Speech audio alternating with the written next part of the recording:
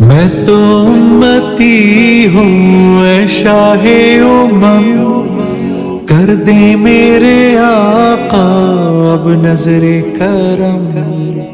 میں تو امتی ہوں۔ بسم اللہ الرحمن الرحیم، نحمده ونصلی ونسلم علی رسولنا الکریم، اما بعد۔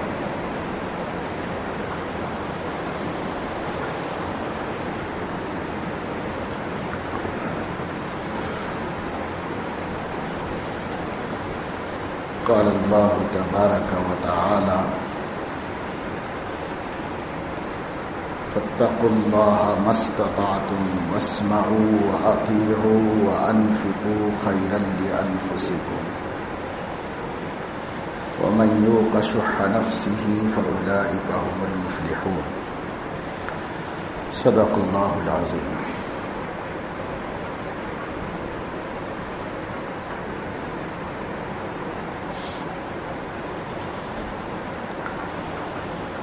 گزشتہ دو جمعوں میں یہ بات عرض کی گئی تھی کہ اولاد اللہ پاک کی امانت ہے اور اس کی اسلامی تربیت ہر مسلمان کی ذمہ داری ہے۔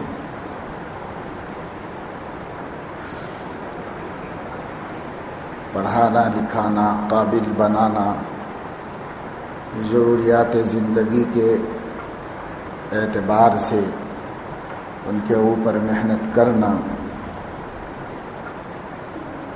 یہ تو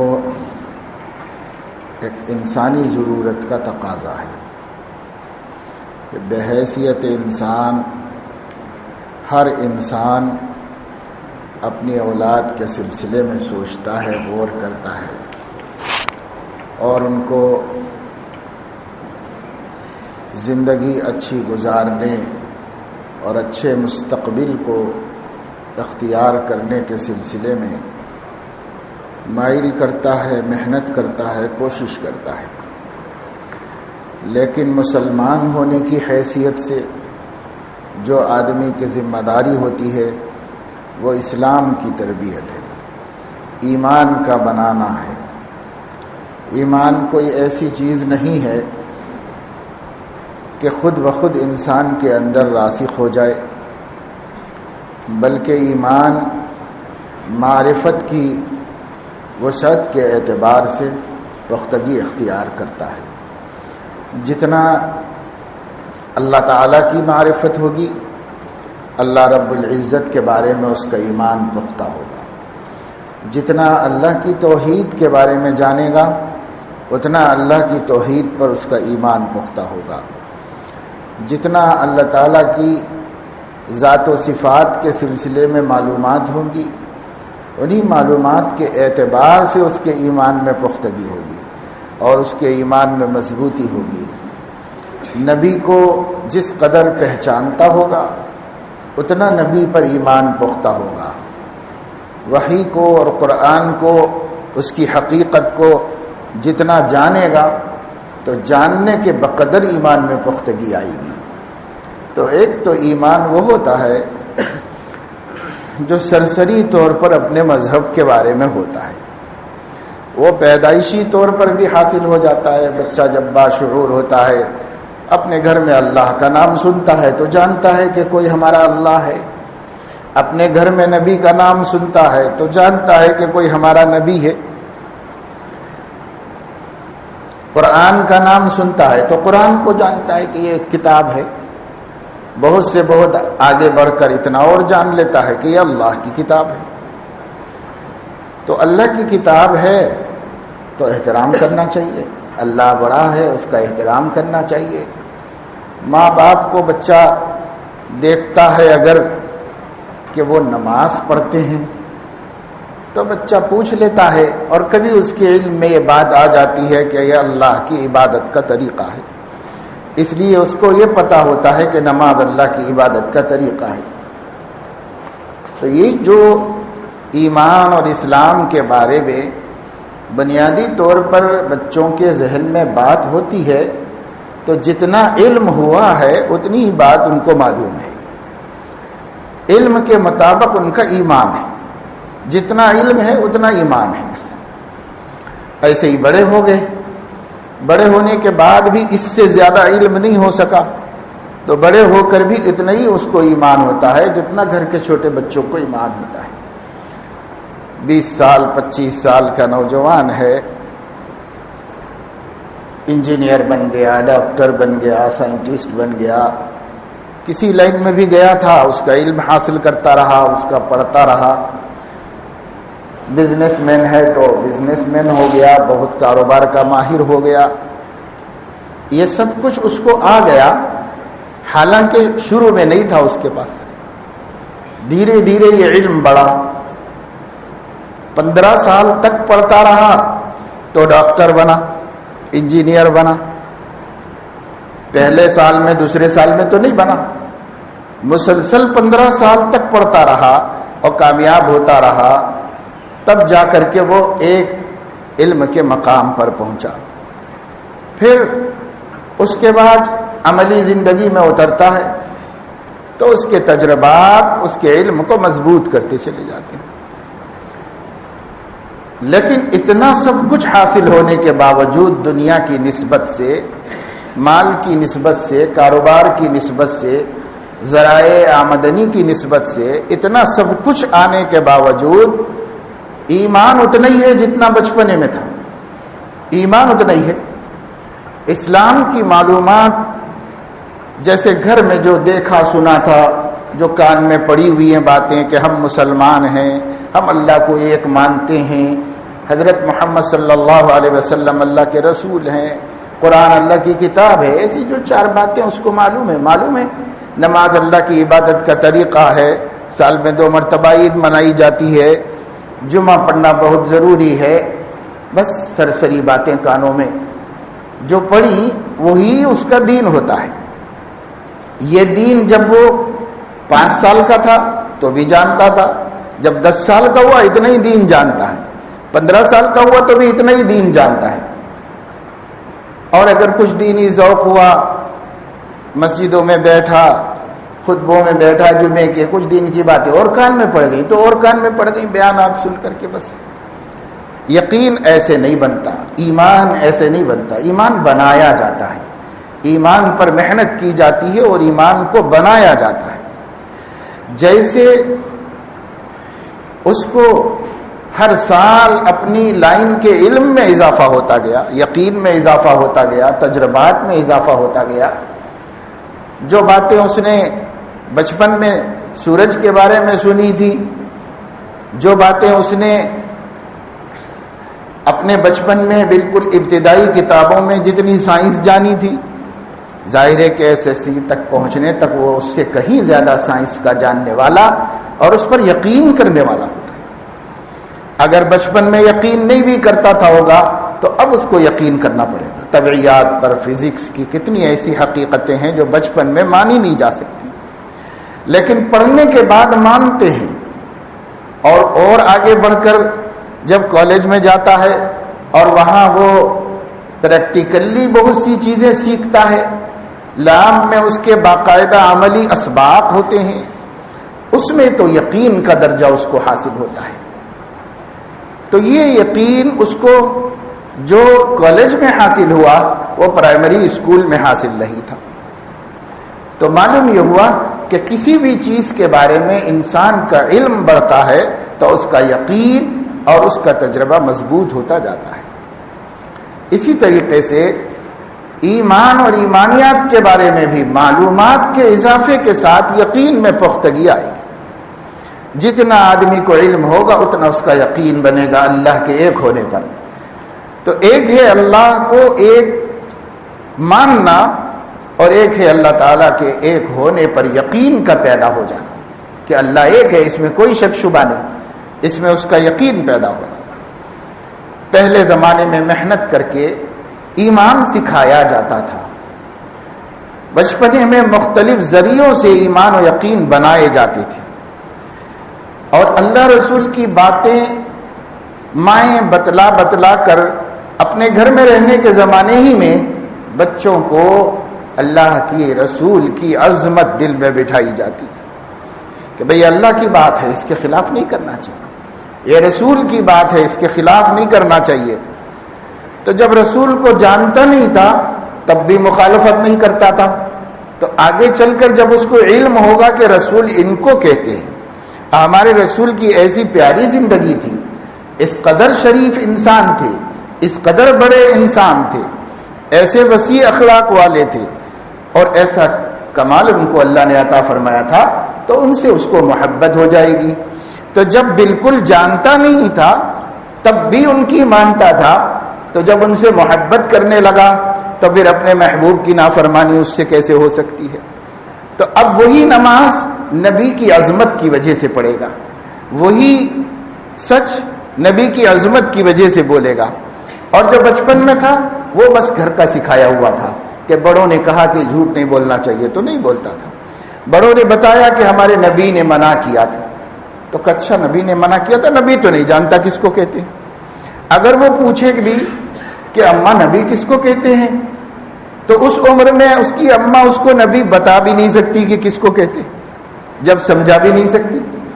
لیکن جب اس کا شعور اتنا پختہ ہوا کہ وہ نبوت کو سمجھ سکتا ہو، وحی کو سمجھ سکتا ہو، اللہ تعالیٰ کو اور اللہ تعالیٰ کے واحد ہونے کو سمجھ سکتا ہو، جب بھی اس کو اس کا علم ملا اور رفتہ رفتہ ملتا چلا گیا، عمر کے بڑھنے کے ساتھ ساتھ عقیدوں کا یقین بھی اس کا بڑھتا چلا گیا، تو اب جو عبادت کرے گا، اب جو کام کرے گا وہ اللہ رسول کے لیے ہی کرے گا۔ اس کو یقین ہوتا ہے نا کہ اللہ پاک مجھے دیکھ رہے ہیں، اسے یقین ہوتا ہے کہ اللہ پاک میرے اعمال سے بے خبر نہیں ہے۔ اور یہ جو تربیت ہوتی چلی گئی اور اس کے بعد اس کے سامنے قرآن آیا تو قرآن کریم کی ہر بات اس کے ذہن میں اترتی چلی جاتی ہے اور اس کا یقین بنتا چلا جاتا ہے۔ تو لوگ کہتے ہیں کہ یہ سب باتیں بڑے ہو کر سیکھنے کی، اس لیے والدین نے جس کو ضروری سمجھا وہ تو سکھانا شروع کر دیا، بولنا آ گیا، منہ میں زبان کھل گئی، اسی وقت سے ابھی لکھنا پڑھنا بھی نہیں آتا تو اس کو لے جا کر ایک اچھے اسکول میں، ایک اسٹینڈرڈ اسکول میں اس کو شریک کیا۔ یہ فکر والدین کو کیوں ہی اس عمر سے کہ بچے کو اسکول شریک کرنا چاہیے، بچے کو پڑھانا چاہیے، تو ان کو معلوم ہے کہ صاحب یہ عمر کا حصہ ہے، اگر ہم یہاں سے شروع نہیں کریں گے تو SSC تک پہنچنے کو اتنا وقت چاہیے، اور اس کے بعد جونیئر کالج میں اتنا وقت چاہیے، ڈگری میں اتنا وقت چاہیے، اور اتنا سب میرا بچہ کب کرے گا؟ لہذا ابھی سے شروع کرو تاکہ یہ ایڈجسٹمنٹ ہو جائے، اس کی عمر کے حساب سے اس کی تعلیم مکمل ہو جائے۔ اگر ماں کو یہ بھی معلوم ہوتا کہ اسلام یہ کہتا ہے کہ 7 برس کی عمر سے بچوں کو اللہ کے احکامات پر چلانا شروع کر دینا چاہیے، 10 برس کی عمر سے سختی کرنا چاہیے، 15 سال کی عمر کے بعد بچہ اللہ کی ایک نافرمانی بھی نہ کرے، ایسی تربیت ہو جانی چاہیے۔ اسلام یہ چاہتا ہے۔ تو اگر یہ بھی ماں کو معلوم ہوتا تو وہ بھی اسی حساب سے شروع کر دیتی کام کرنا، تربیت کرنا بچوں کی، لیکن یہ تو نہیں ماں کو معلوم ہے کہ مجھے اس سلسلے میں بھی ایسا کرنا ہے، تو نہیں معلوم۔ اس لیے علماء نے لکھا ہے کہ پہلے زمانے میں ایسا ہوتا تھا کہ جب کوئی آدمی اپنے لیے رشتہ تلاش کرتا یا اس کے ماں باپ اس کے لیے رشتہ تلاش کرتے تو اس وقت سے ان کے ذہن میں جو سب سے بڑی بات ہوتی وہ یہ کہ اس عورت کے ذریعے سے ہمارے بچوں کی پرورش ہوگی، تو ایسی عورت ہونی چاہیے جس کا گود ہمارے بچوں کو مومن بنا دے، مومن کامل بنا دے، ایسی عورت ہونی چاہیے۔ تو ڈھونڈتے ہی ایسی عورت کو جس میں تقوی ہو، جس میں پرہیزگاری ہو، جس میں خوف خدا ہو، جس میں حیا و حجاب ہو، جس کے اندر نمازوں کی پابندی ہو، اور جس کی زبان اچھی ہو، جس کے اخلاق سچے ہوں، ایسی عورت ڈھونڈی جاتی۔ کیوں؟ اس لیے کہ نکاح کرنے والے کے ذہن میں یہ ہے کہ وہ بیوی ہے، رفیق حیات ہے، زندگی کا ساتھ ہے، سب کچھ ہے، لیکن اللہ پاک جب مجھے اولاد عطا فرمائیں گے تو میں تو کاروبار دھندوں میں رہوں گا اور میرے بچے پلیں گے اس کے گود میں، تو وہ دیندار ہوگی میرے بچے دیندار ہوں گے، وہ بے دین ہوگی تو میرے بچے بے دین ہو جائیں گے۔ تو یہ فکر ہوتی تھی، اسی فکر سے لڑکی ڈھونڈی جاتی تھی، اسی فکر سے لڑکیاں لائی جاتی تھی گھروں میں، اور وہ ویسی ہوتی تھی اور بچے ان کے ہاں پرورش پاتے تو ایمان بننا شروع ہو جاتا تھا، ایمان بننا شروع ہو جاتا تھا۔ ایسے بھی واقعات ہمیں تاریخ میں ملتے ہیں کہ اللہ کے نیک بندوں نے شادی سے پہلے بھی فکر کی، شادی کے بعد بھی ایگریمنٹ کیا۔ بہت سے معاہدے لوگ کر لیتے ہیں شادی کے بعد بیوی سے ایگریمنٹ کیا کہ اللہ پاک ہمیں ہمارے جوڑ سے جو تیسری دولت اور نعمت عطا فرمائیں گے اس کو چونکہ اللہ والا بنانا ہے، اللہ کی پسندیدہ بندہ بنانا ہے ہم کو، اس لیے ہم آپ عہد کریں گے کہ ہم دونوں پہلے اللہ والے بن جائیں گے، ہم اللہ والے بن جائیں گے، گناہوں سے بچیں گے، حکم پورا کریں گے، کوئی اللہ کے حکم کو توڑیں گے نہیں، نبی کی عظمتوں کا احساس زندگی میں رہے گا اور کوئی حرکت ایسی نہیں کریں گے جس سے ہمارا نبی اور اس کی ساکھ متاثر ہو، ہم اس پر داغ بن جائیں، دھبا بن جائیں اپنے نبی کی عزتوں پر، ایسا کوئی کام نہیں کریں گے۔ ہم اچھے رہیں گے تاکہ ہم دونوں سے اللہ تعالیٰ جو تیسرے کو وجود میں لائے وہ ہم سے بھی اچھا اور اعلیٰ اور افضل بن کر کے وجود میں آئے۔ اس کے ایگریمنٹ کر کے وہاں سے اپنی زندگی کو، اپنے آنے والی جو ابھی آیا بھی نہیں، جو صرف ہمارے تصورات و خیالات میں ہے، اس کی نیکی کی، اس کی تربیت کی، اس کی ولایت کی، اس کے ایمان کی، اس کے اخلاق کی، اس کے حب رسول کی فکریں شروع کرنی۔ اور یہ حقیقت ہے کہ ہر کام اسی وقت صحیح ہوتا ہے جب اس کی فکریں اس کام کے آغاز سے پہلے ہو رہی، آغاز کے بعد کوئی کام صحیح نہیں ہوتا۔ کوئی آدمی اچانک اسٹیشن پہنچ جائے اور اچانک گاڑی میں بیٹھ جائے اور کہے کہ بھئی سفر آرام سے گزر جائے، تو سفر اب کہاں سے آرام سے گزرے گا؟ نہ سامان ہے، نہ ضرورتیں ہیں، نہ جیب میں پیسہ ہے، کیسے آرام سے گزرے گا؟ نہیں گزرے گا۔ اچانک کوئی کام آدمی کرتا ہے تو وہ کام کامیاب نہیں ہوتا، کامیاب وہ ہوتا ہے جس کی فکریں پہلے سے کی جاتی، پہلے سے فکریں کی جاتی۔ آپ دیکھیے، آپ کو آسانی سے بات سمجھ میں آئے گی، امتحان کب ہوتا ہے اور اس کی تیاری کب سے کی جاتی ہے؟ بچوں کو روزی کی ضرورت کب ہے؟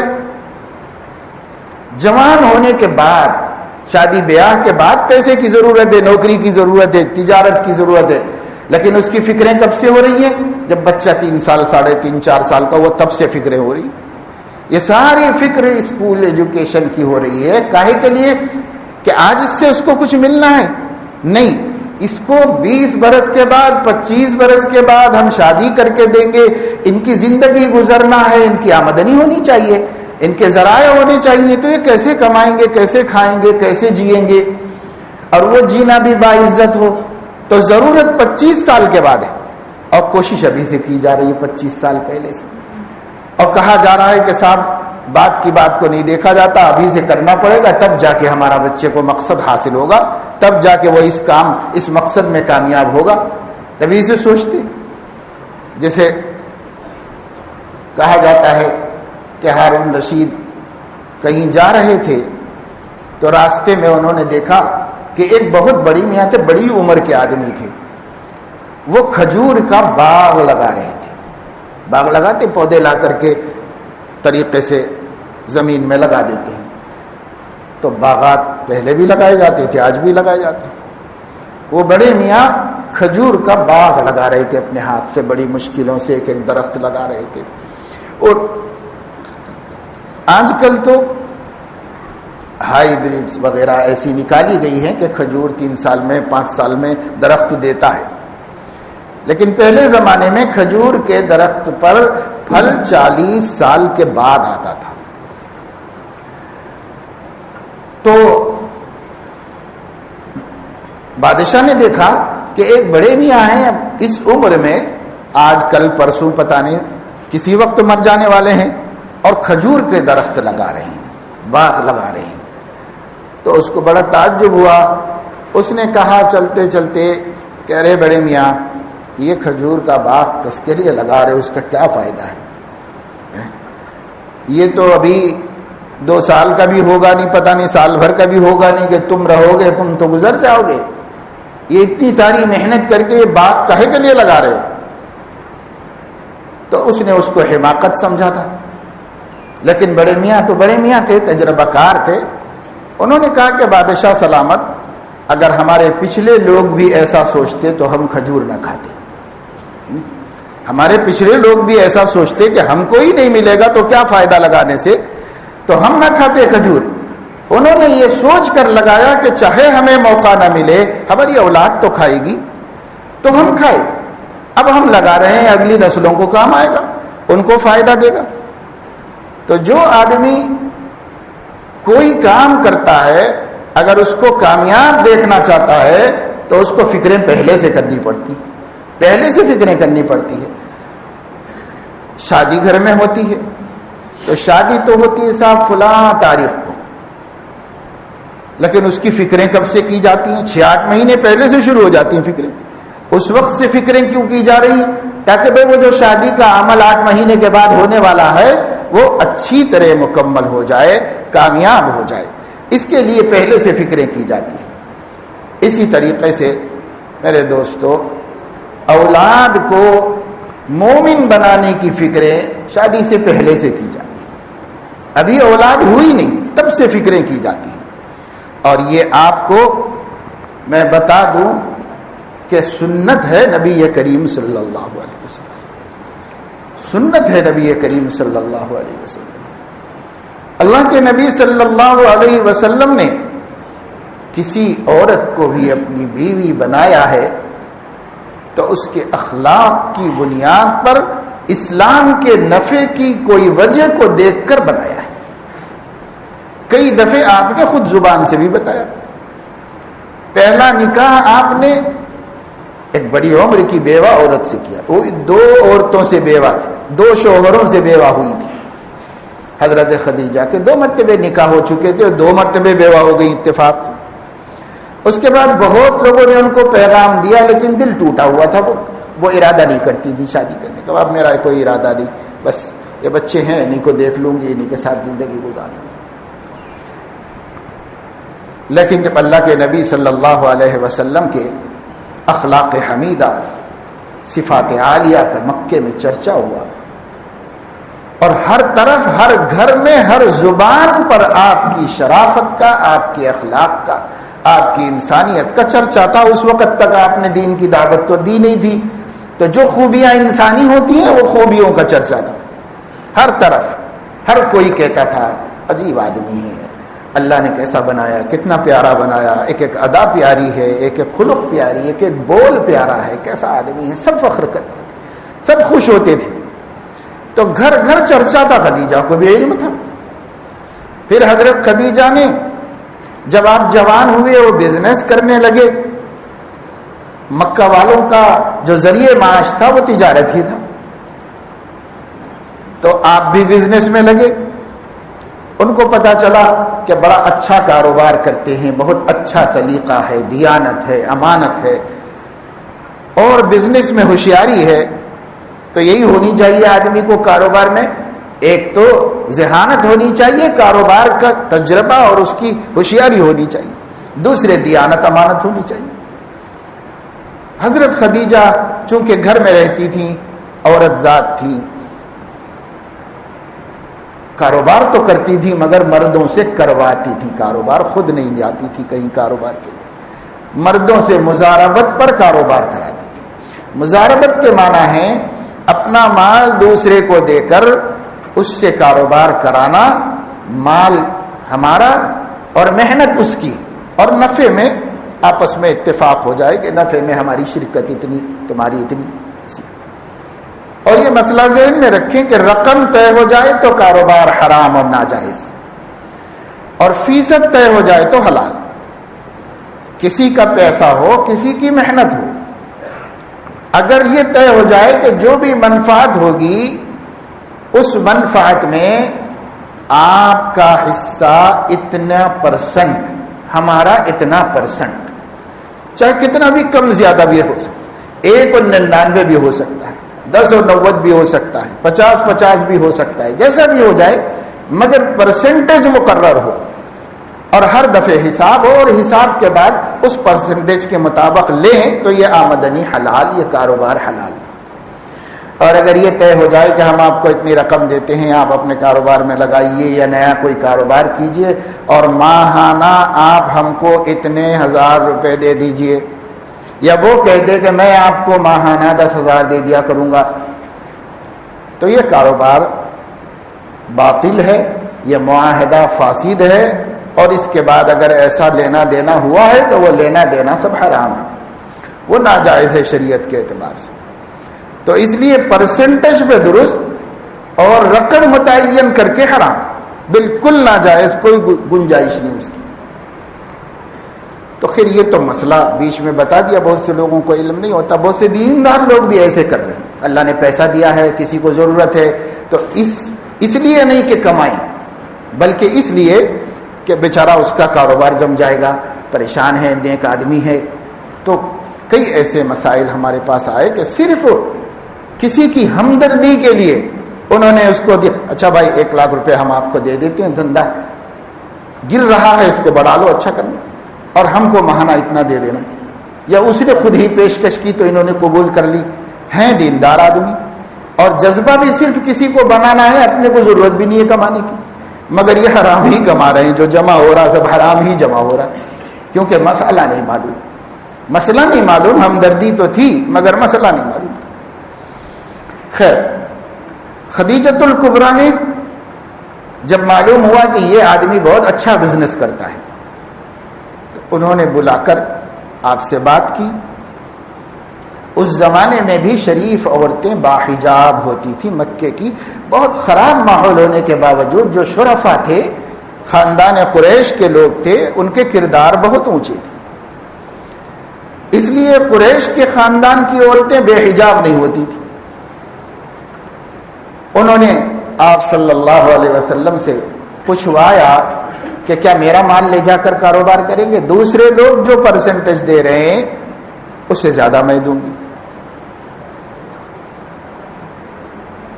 حضرت نبی کریم صلی اللہ علیہ وسلم کو تو کرنا ہی تھا کاروبار، چچا کے پاس تو اتنا مال نہیں تھا کہ آپ کوئی بڑا کاروبار کریں، لیکن جو بھی ہوا کرتے تھے تو انہوں نے کہا ٹھیک ہے، یہ تو اچھی صورت ہے، پیسہ ہم کو لگانا بھی نہیں پڑے گا اور اللہ پاک مال میں برکت دے دیں گے. تو تیار ہو گئے.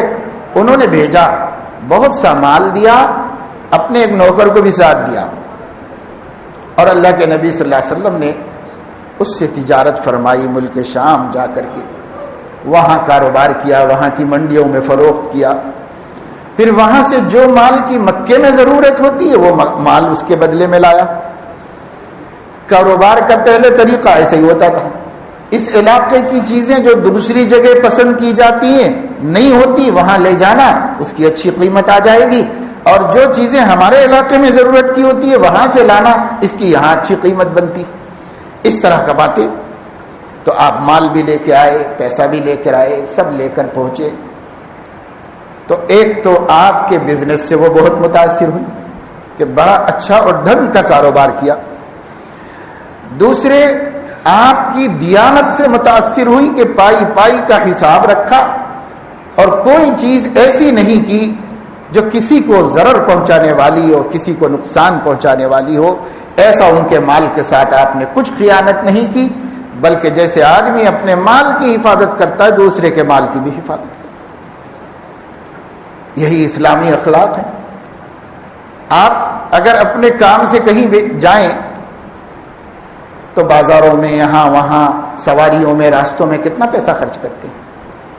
کوئی اور آپ کو اپنے کام سے بھیجے تو دیانت یہ نہیں ہے کہ اب کہیں میرا پیسہ تھوڑا ہی خرچ ہو رہا ہے، قیمتی ہوٹل لے لی، قیمتی کھانا کھا لیا، قیمتی خرچ کر دیا. یہ اسلام کے اخلاق تو نہیں ہو سکتے، کسی اور کے ہوں تو ہوں. اسلام کے نہیں ہو سکتے. اسلام اس وقت یہ سکھاتا ہے کہ جو میرے جیب میں پیسہ ہے وہ بھی تو کوئی انسان ہے، جیسے میں اپنے مال کی حفاظت کرتا ہوں اس کے مال کی بھی مجھے حفاظت کرنی چاہیے. اللہ کے نبی صلی اللہ علیہ وسلم نے ان اخلاق عالیہ کا مظاہرہ کیا تو دیانت کا بھی پتہ چلا. تیسری چیز یہ کہ وہ جو خادم کو بھیجا تھا حضرت خدیجہ نے سفر میں ساتھ،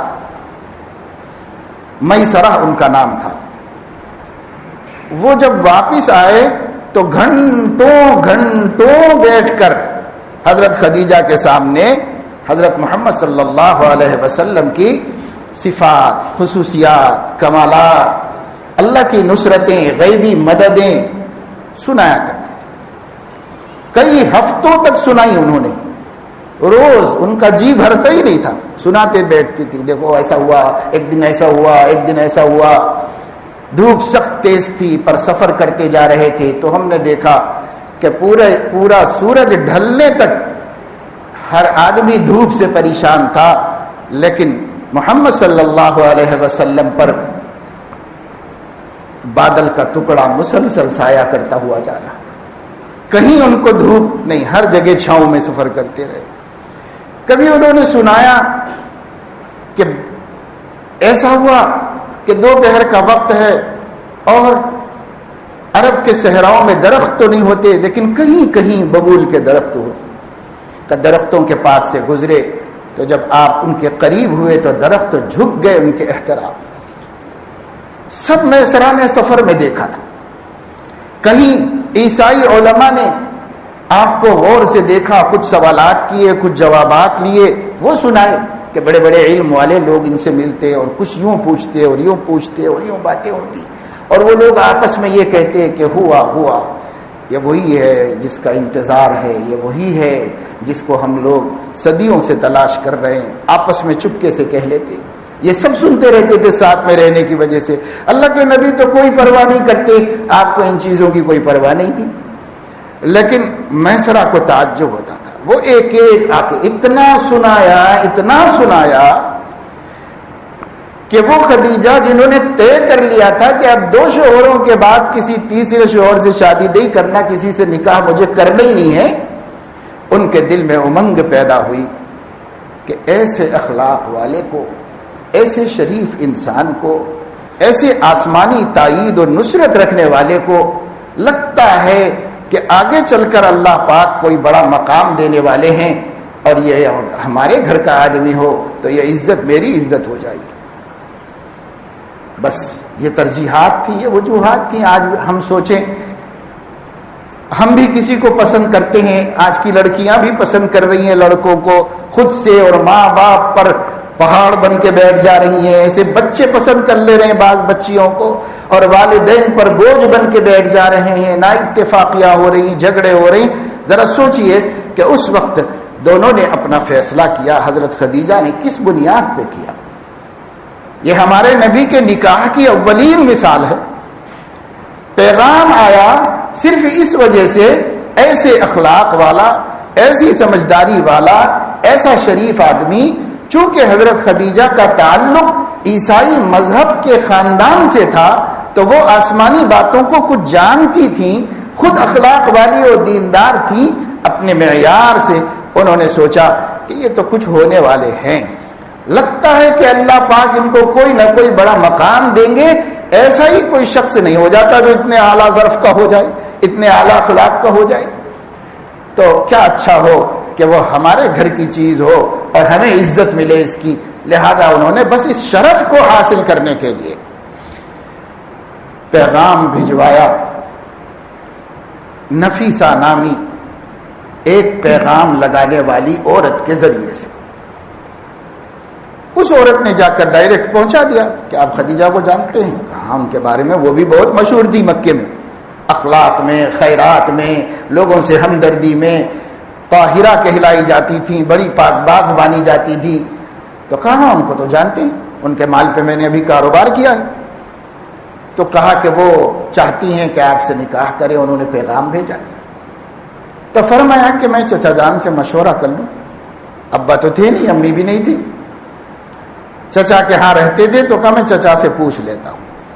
ابو طالب سے مشورہ کیا, حضرت حمزہ سے مشورہ کیا, اور اس مشورے کے بعد جب وہ لوگ بھی مناسب مان لیے تو آپ نے پیغام قبول کر لیا. پھر حضرت ابو طالب, حضرت حمزہ دونوں چچا حضرت خدیجہ کے گھر پر گئے, وہاں خطبہ پڑھا.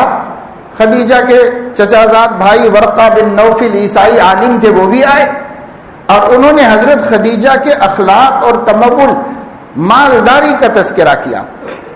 تو ابو طالب نے کھڑے ہو کر اپنے بھتیجے کے اخلاق کا تذکرہ کیا اور ساتھ ہی یہ بھی فرما دیا کہ مال تو ایک ڈھلتا ہوا سایہ ہے, کبھی بھی ڈھل جائے گا, لیکن اخلاق ایک ابھرتا ہوا سورج ہے جو کبھی ڈوبنے والا نہیں. میرے بچے کے پاس جو دولت ہے وہی بڑی دولت ہے. اس کے بعد انہوں نے نکاح پڑھا دیا. اس زمانے کے طریقے کے مطابق نکاح ہوا, مہر مقرر ہوا, نکاح ہوا. تو میں یہ عرض کر رہا تھا کہ حضور اکرم صلی اللہ تعالی علیہ وسلم نے حضرت خدیجہ سے شادی کی اس لیے کی, حضرت عائشہ سے شادی کی تو اس لیے کی کہ اللہ کی طرف سے اشارہ دیا گیا تھا اور اللہ کی طرف سے یہ رشتہ طے کیا گیا تھا. پھر حضور صلی اللہ علیہ وسلم نے حضرت زینب بنت جحش سے شادی کی تو خود نہیں کی, آسمانوں پر اللہ نے خود ہی نکاح فرما دیا تھا.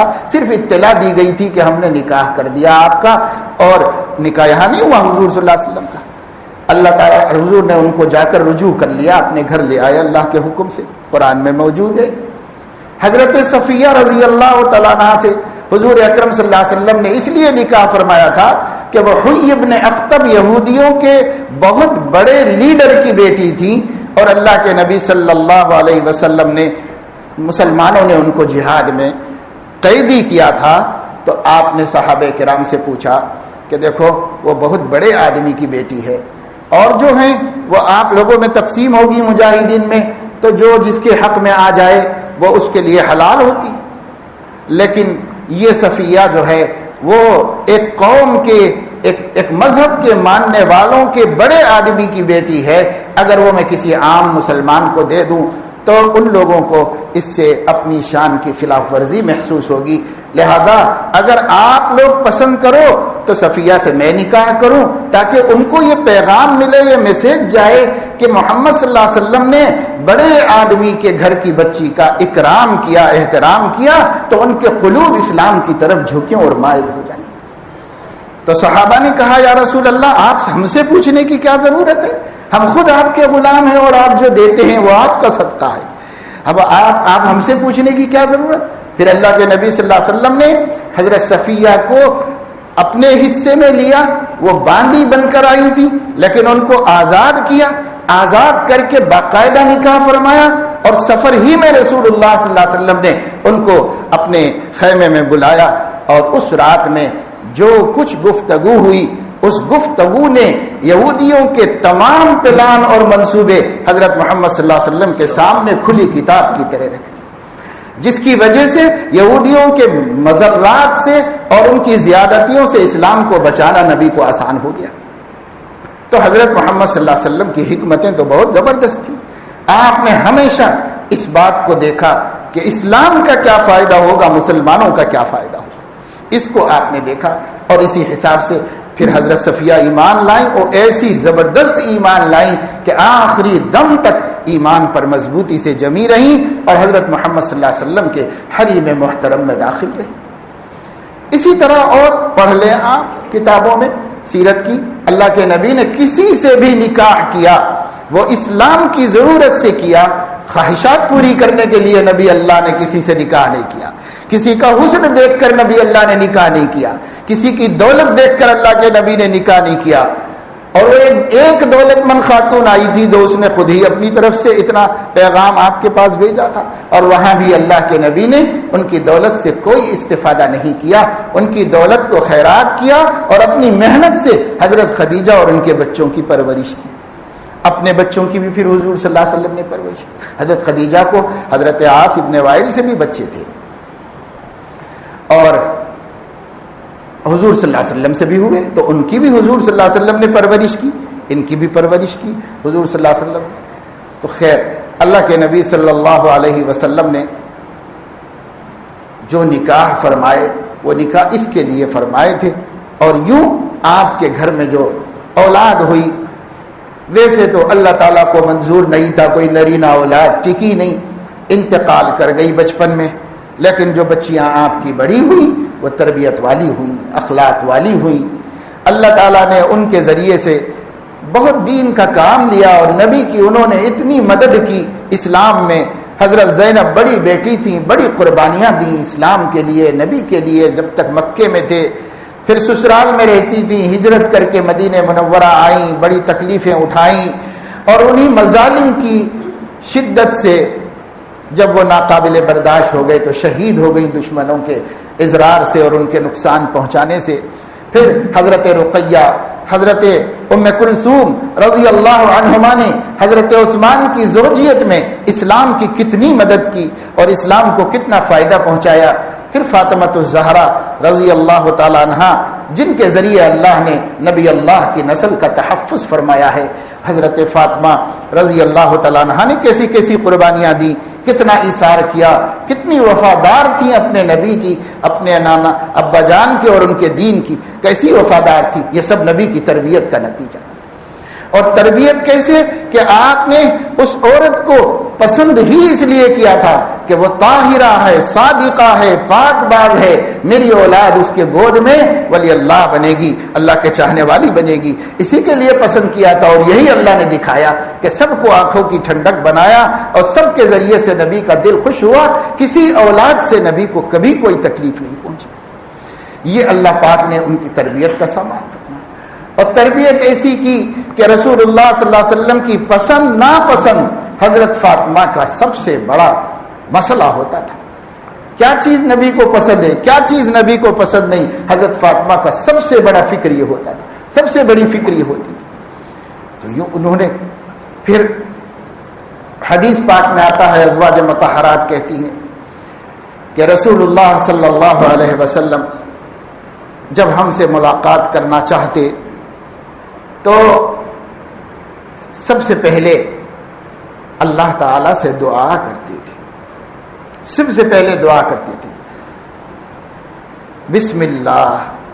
بیویوں سے ملاقات کرتے بسم اللہ کہتے، بیت الخلاء میں بھی جاتے تھے تو باہر بسم اللہ کہتے تھے، بسم اللہ کہہ کر بیت الخلاء میں جاتے، اور واپس نکلتے تو باہر نکل کر اللہ کا شکر ادا کرتے تھے، اور یوں کہتے تھے کہ مولا یہ تکلیف جو پیٹ میں تھی اور اس کے رہنے کی وجہ سے طبیعت پر، دماغ پر، دل پر ایک ناگواری تھی، آپ نے اس کو دور کر کے مجھے سکون عطا فرما دیا ہے، تو میں آپ سے یہ خواہش کرتا ہوں، التجا کرتا ہوں کہ یہ جو گناہوں کی گندگی بھی میری روح کو خراب کر رہی ہے، آپ اس کو بھی دور کر کے ایسا ہی سکون دے دیجئے جیسے پیشاب کے دور ہونے سے، بیت الخلاء کے دور ہونے سے مجھے سکون ملا ہے، ایسا سکون میری روح کو، گناہوں کو دور کر کے عطا فرما دیجئے۔ غفرانک الحمدللہ الذی اذھب عنی الاذی وعافانی، یہ ہمارے نبی کی سنت ہے، ہر دفعہ بیت الخلاء سے نکل کر اللہ سے گناہوں کی بخشش کا بھی سوال کرتی تھی رسول اللہ صلی اللہ علیہ وسلم، اور اس نعمت کا شکریہ ادا کرتے تھے۔ تو ازواج مطہرات کہتی ہیں کہ جب آپ ہم سے ملتے تو ملنے کا ارادہ کرنے کے بعد پہلے اللہ کا نام لیتے تھے، بسم اللہ، بسم اللہ، اللہ کا نام لیتے تھے۔ اس کے بعد کہتے تھے اللہم جنب الشیطان، اللہم جنبنا الشیطان وجنب الشیطان ما رزقتنا، یہ دعا کرتے تھے، کہتے تھے اللہ اس عمل میں شیطان کی شرکت سے ہماری حفاظت فرمائی۔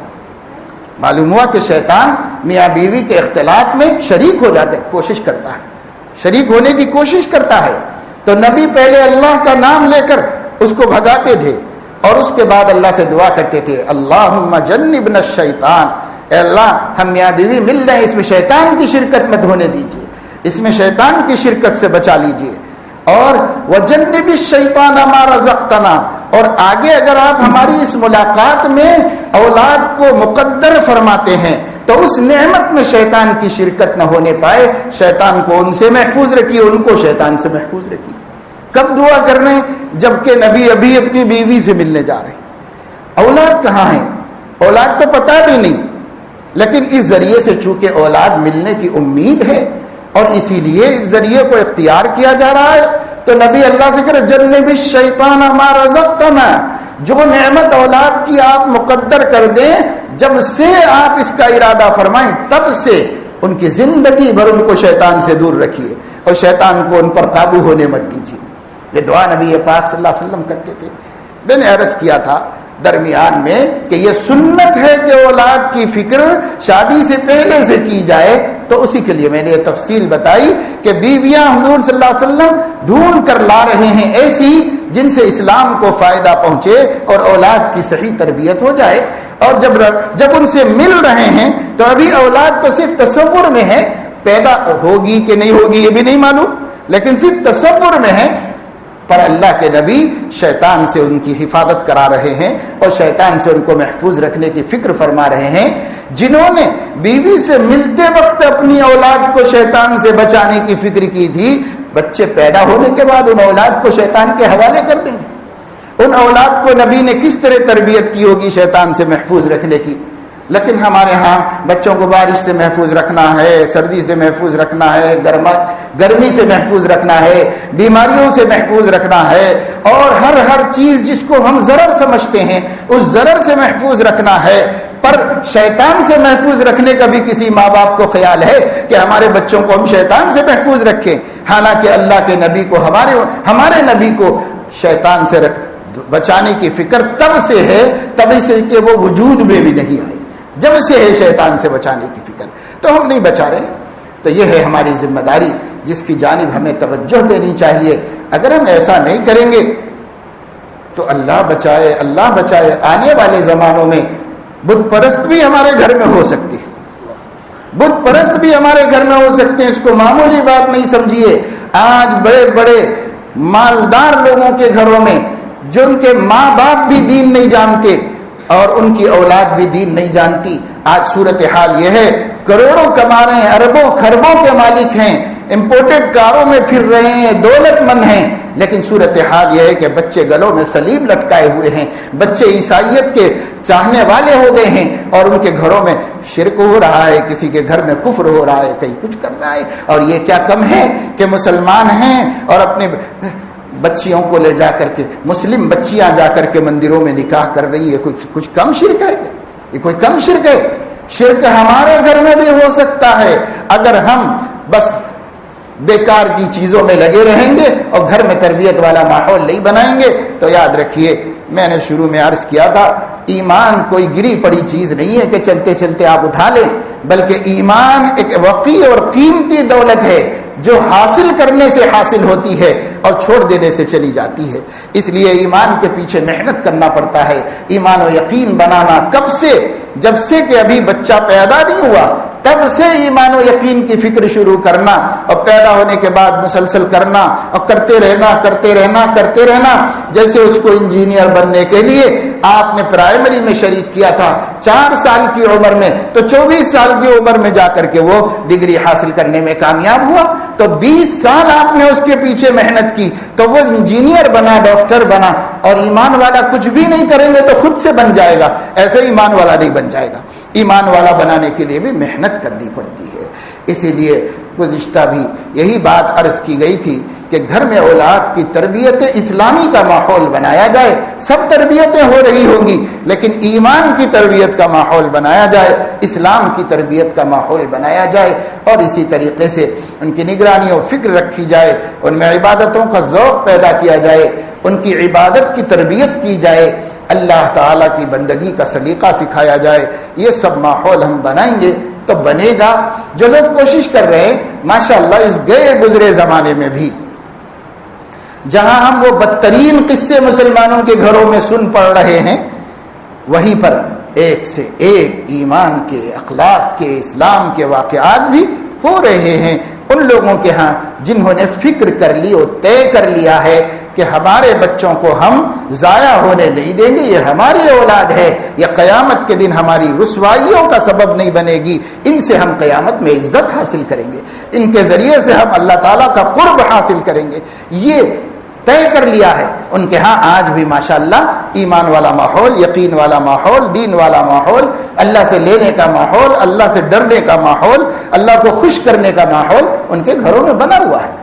اور جن کو یہ سب کچھ فکر نہیں ہے تو بس جو کچھ ہو رہا ہے کہیں کم کہیں زیادہ، کہیں بہت زیادہ کہیں بہت زیادہ، اور یہاں تک کہ گھروں سے بچیاں نکل کے بھاگ جائیں یہاں تک بھی پہنچ جا رہا ہے۔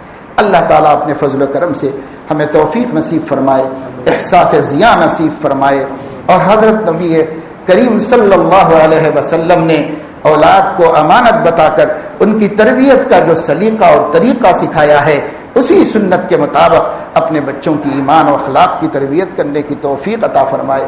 وآخر دعوانا الحمد للہ رب